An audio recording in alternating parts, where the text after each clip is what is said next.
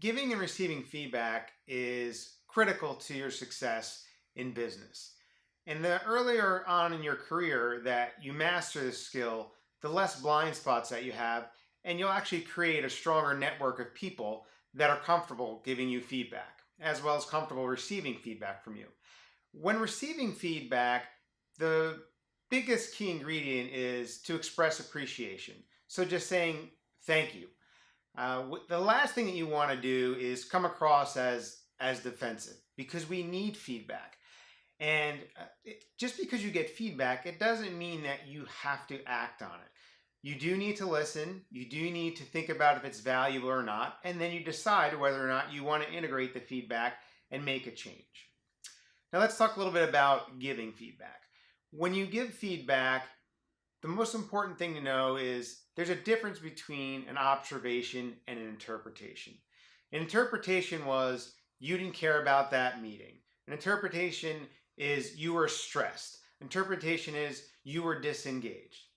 An observation is you were looking at your phone. An observation is you were 5 minutes late to the meeting.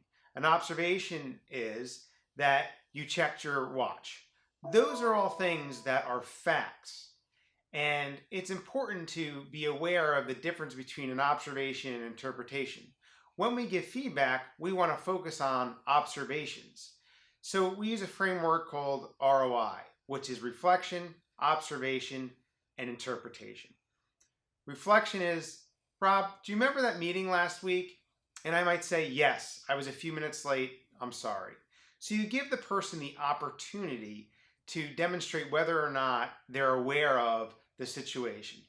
Now let's say that I didn't say that I'm sorry I was late and I didn't get it. That's where you add the observation. You say, I noticed you were a few minutes late. And that gives me then the opportunity, you let the person respond. And I could say, oh, I'm sorry, I was finishing up a project. Or I might say, you know what? It's okay. It didn't matter. I had to do something. If the person isn't getting the point and the impact they had, that's when you share your interpretation or the impact. And you say something like, you know, by being late, I think that could impact your credibility. Or by being late, I think that could impact people's perception of your engagement on this team or project. So ROI, reflection, observation, and interpretation. And then the final piece is the framing of feedback.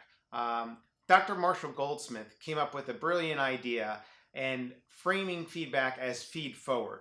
And I think of it as sharing advice. So you pick things that are growth areas and you ask people for advice. And when you provide advice and it's about the future as opposed to feedback, which is about something that already happened, people are less resistant and it's more of a collaborative process. So you should do a couple of things. One of them is identify growth areas and seek advice, but also you could offer advice to people about things around the future.